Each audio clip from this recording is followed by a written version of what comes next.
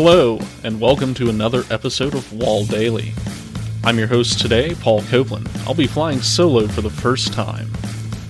Today's episode, well, there goes the neighborhood. In the city of Pflugerville, just north of Austin, Texas, there is a neighborhood where the residents are throwing more than the odd bit of shade. The serious concern at the heart of this dispute that threatens to hew the neighborhood in half? It's the color of Emilio Rodriguez's house. Emilio's neighbors have filed suit against him because of the color choice, a bright, eye-catching pink that they claim has lowered the value of their homes. In doing so, they seek restitution for the lost value they claim he has caused. A very interesting question we have to consider here is there a real injury in this case? Unlike with pollution, there isn't anything about this case that prevents the other property owners from enjoying the full use of their property. While the house may be an eyesore to some, they can still grill in their backyards, swim in their pools, and play football with their kids. The grass won't be dying from anything other than the Texas heat this summer, and the air they breathe isn't being choked with smog. The only thing that they are complaining about is that the house down the street is undeniably, unapologetically, and obnoxiously pink. We'll be looking at a few comments made in the We Are Libertarians Facebook group on the thread that first brought this case to my attention. As a quick aside, I will be quoting a few commenters here. Please don't take the fact that I'm a host as some badge of authority. Their input has just as much value as mine. I just have a different take than they do. And please don't feel like I'm trying to swat anybody down. I disagree with their conclusions, and that should be about it. And I'll be leaving the comments unattributed because I don't want to direct a mob towards them in one way or another. I just want to add their inputs to the conversation here and give my thoughts on what they had to say. The first comment I want to contemplate: when you move into certain neighborhoods, you agree to abide by their rules. Don't like them? Move to the country where you can actually do what you want. To me, this sounds an awful lot like, if you don't like it, move to Somalia. It's the same philosophical argument that we've been subject to as libertarians for decades now. And it's the same underpinnings as put forward by social contract theory in many cases. And the main failing with social contract theory is that it relies on implicit agreement. So the fact is, in this case, Emilio Rodriguez sought out a neighborhood that did not have an existing homeowners association. There are no rules in place that dictate the color the house should be painted as would be under a homeowners association. The fact that he chose to move into this neighborhood does not give the other homeowners here power over him, especially in the absence of an explicit contract to that effect. In this case, the lack of a prior covenant on the property that would have been agreed to at will at the time of purchase should rightfully mean that Mr. Rodriguez can do whatever he wants with his property.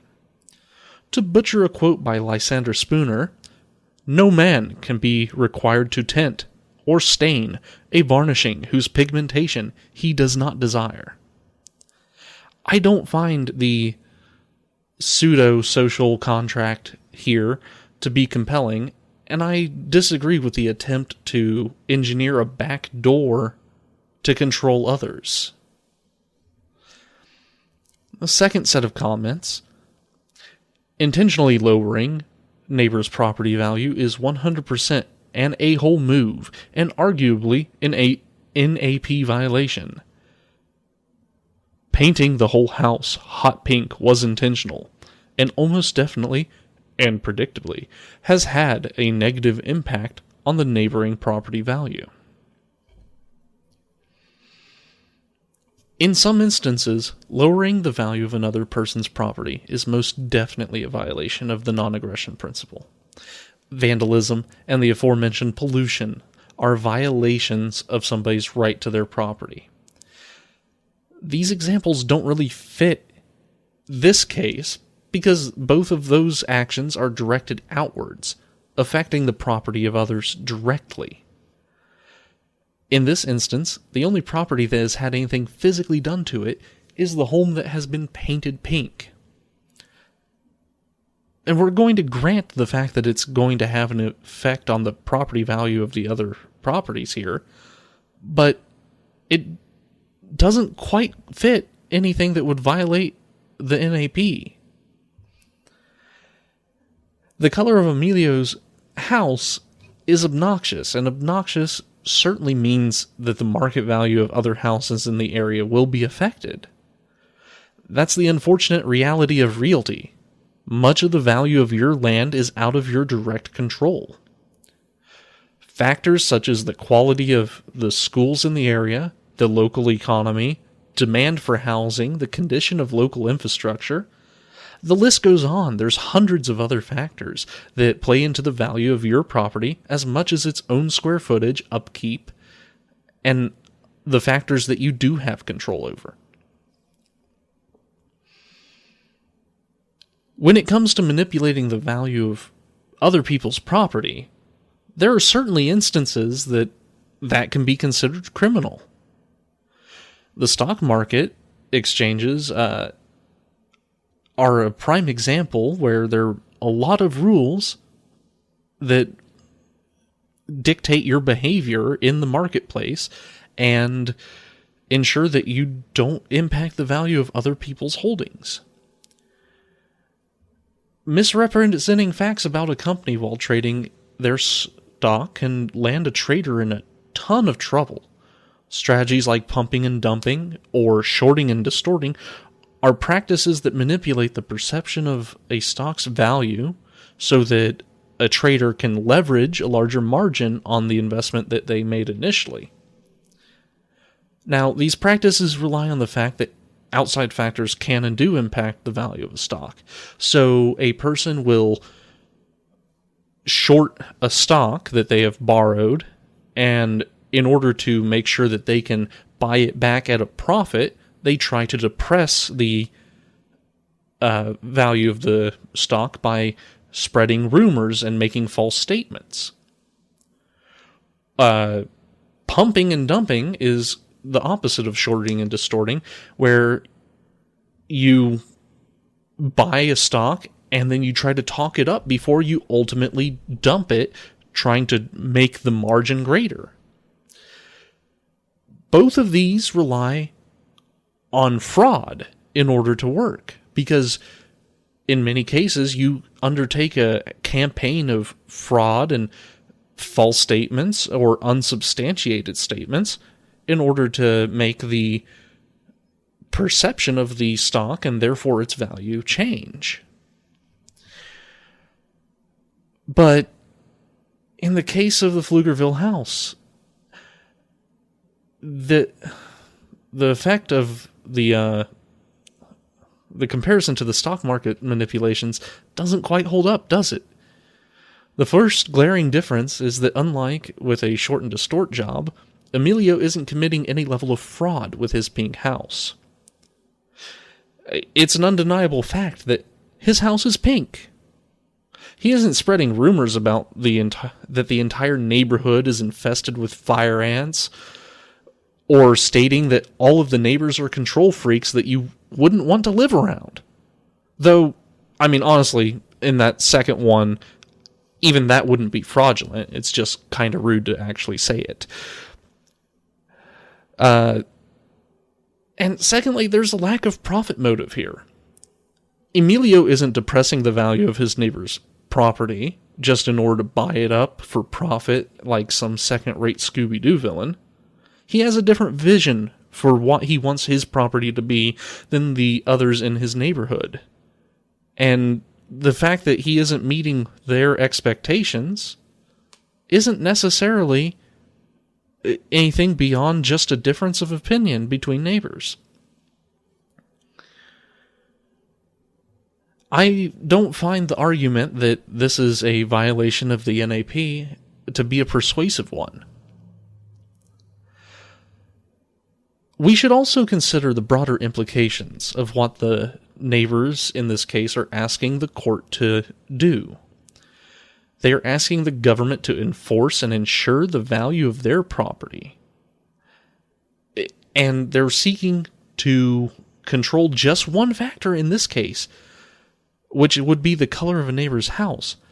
But in principle, what other factors could they feel justified in attempting to control? Building a new apartment building across town could lower the demand for housing in this area. So would they be justified in blocking any new development in the city? We see this action in areas of the country like San Francisco and in Los Angeles, where the housing prices have skyrocketed out of control. And to this day, people are still blocking in the courts and in the city legislatures, they're blocking the ability of contractors to develop land. So, where should we draw the line? The color of a person's building, the use of their land, all of these things are going to affect the value of your property. Outside of the realm of real estate, the same principle that you should be able to control the actions that negatively affect the value of your property, that principle opens the door to huge violations of other people's rights. Imagine a world in which the stockholders of Coke are able to sue Pepsi because the existence of a competitor lowers the value of their company. Or something as petty as enforcing the color of Pepsi's labeling, because that might affect the value and the perception of Coke bottles on the shelves at the supermarket. The idea that you can control all of the factors that determine the value of your property is absurd, and it opens the door to all manner of violations of other individual property rights. The lack of force and fraud in this case, dealing with Emilio Rodriguez and his house, is the issue that, to me, sets this lawsuit up as one that libertarians should naturally oppose. In filing suit against Emilio, his neighbors are the ones that have initiated force. They're unquestionably seeking to control his actions through the court. There was no prior arrangement that was broken. There's no direct harm to their property. And there is no force or fraud that has been initiated by Emilio. The only force exists within the court systems, and it's been summoned forth by his neighbors to try to control his actions. The idea that your property may be less desirable because of some non-aggressive actions by your neighbors is something that a lot of people don't like. I understand the impulse to want to control things within your world, but that control has a price to it, and we shouldn't let ourselves fall victim to our baser impulses when it comes to attempting to control others. Those are my thoughts on this situation, and I would welcome discussion. I'm sure I've overlooked something, or there might be a novel angle that I haven't considered. So please, if you feel I'm wrong on this, feel free to drop me correspondence to that effect, and if I am wrong, I'll correct myself, or I'll take it into consideration when forming my arguments next time. Until then, thanks for your time. I appreciate your listening to me ramble on about a pink house in Texas. So, have a great day. Peace out.